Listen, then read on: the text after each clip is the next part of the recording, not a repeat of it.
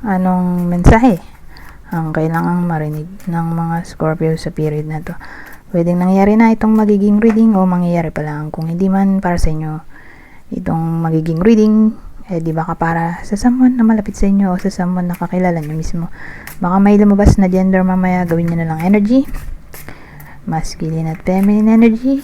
Pwede rin naman na wag nyo nang pansinin ang gender.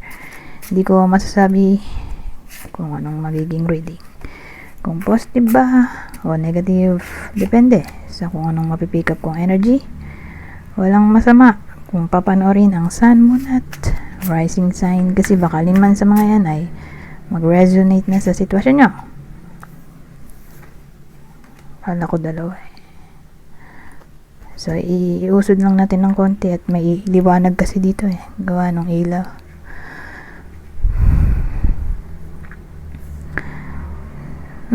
Ten of Wands. Oh.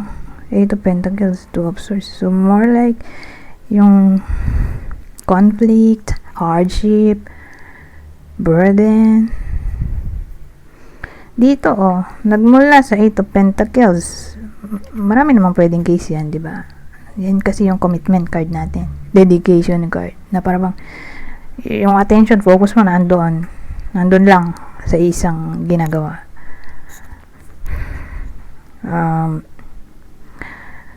So, dito rin tatama yung relationship. Dito work, pwede relationship. Pwede rin friendship. Kasi nga, commitment card. Malawak yung commitment card. Ngayon, hindi ko alam kung ano to. Kaya, i-clarify natin. Kaya lang, isa lang ang outcome, Two of Swords, na parang may indecision na maaaring mangyari. Tingnan natin. Marami pang pwedeng case dito at marami namang meaning. Alamin natin to. Ayan, Page of Pentacles. More like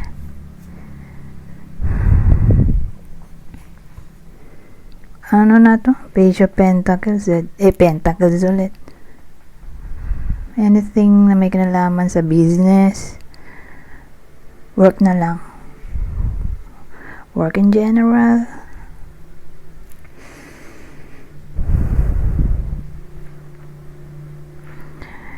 So, doon manggagaling yung natin, conflict o problem na lang in general. Dito sa business, career, money. Ngayon, dito tayo sa Two of Swords. So, parang dati nagpo-procrastinate ang iba sa inyo or magpo-procrastinate pa lang sa pagharap o pag-face ng mga challenges sa buhay. Ganun ang dating dito, na para bang tinatakbuhan ng problema or naghihintay na lang na kusang maayos yung problema on its own. OMG. Na para bang ang hirap magdesisyon sa panahon na to. Para sa iba sa inyo, for some reason. Ganun ang dating.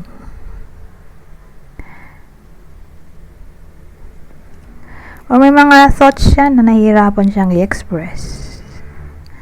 Ganyan. Nahihirapan siyang i-communicate ang gusto niyang sabihin. Or nasa isip niya. So, ganyan ang dating dito. So, para lang to sa mga may work. Okay? Ngayon, kung wala kayong work, edi para to sa someone na malapit sa inyo na may work, business, career na lang in general, na parang mahirapan sila sa period na to sa mga topic na sinabi ko kanina. Anyways, dito tayo sa susunod. Ibang senaryo.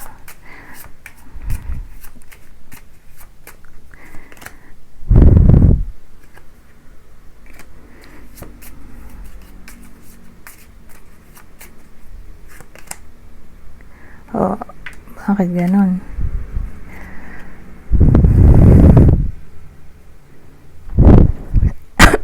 Excuse me. So, sa case na to, mukhang may someone na mag-try ng something new or magiging somewhat rebellious.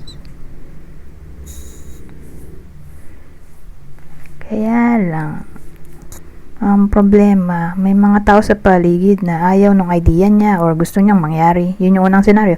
Pangalawa, gathering, reunion, appointment, gathering, appointment, reunion, meeting, ganyan. Mukhang magkaka-problema eh. So, sabihin natin nakaschedule na yun ngayong period. Pero for some reason, mukhang di matutuloy.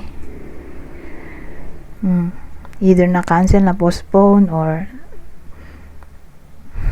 nagkanya-kanyang landas, hindi na natuloy yung plano. So again, all about gathering, reunion, basta sama-sama, grupong nagsasama-sama, meeting, appointment, date.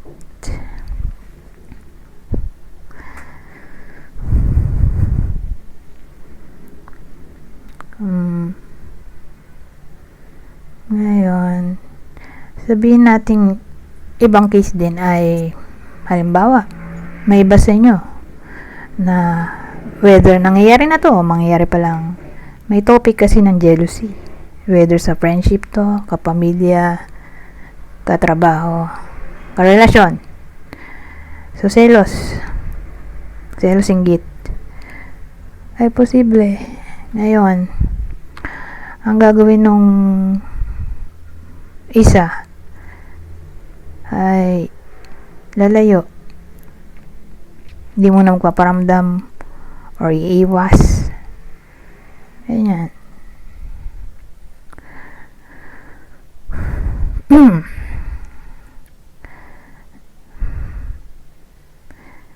Hanggang dito kasi business problem mo.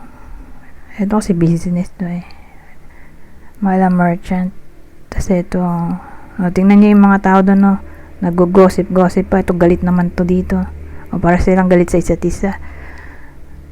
So again, mukhang may problem sa workplace na maaaring kaharapin ng iba sa inyo.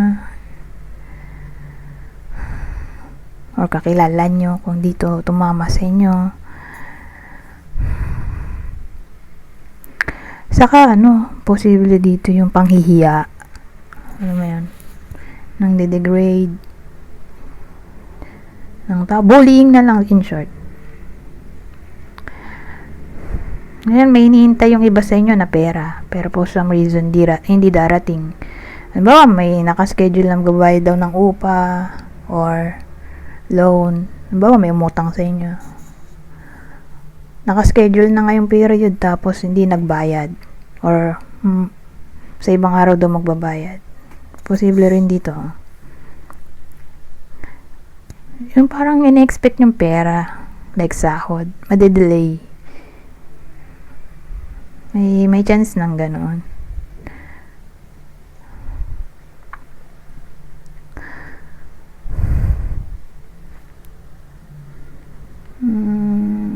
Anyways, 8 minutes na pala to.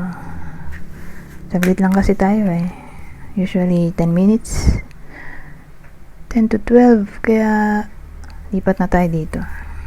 Bago pa to hindi malagay dito at maubos ang time. Sa bagay, nagamit ko na to nung nakaraan. Umulit lang ulit. Nagkamali ako ng kuha ng deck.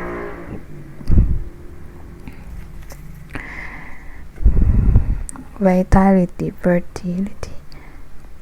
So, ang dating sa akin, magkakaroon ng energy ang iba sa inyo, na mag-create ng something new, or maging somewhat creative. Doon yung attention mapupunta sa creativity.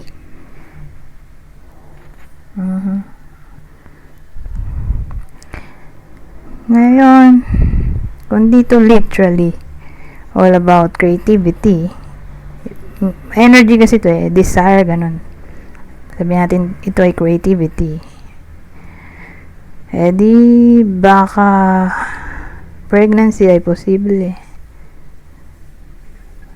Magmumukha na tong intimacy, desire for intimacy, edi beware sa chance ng pregnancy.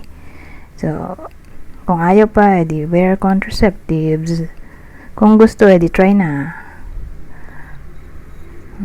Try na ngayong week. Anyways, hanggang dito na lang. Goodbye po now.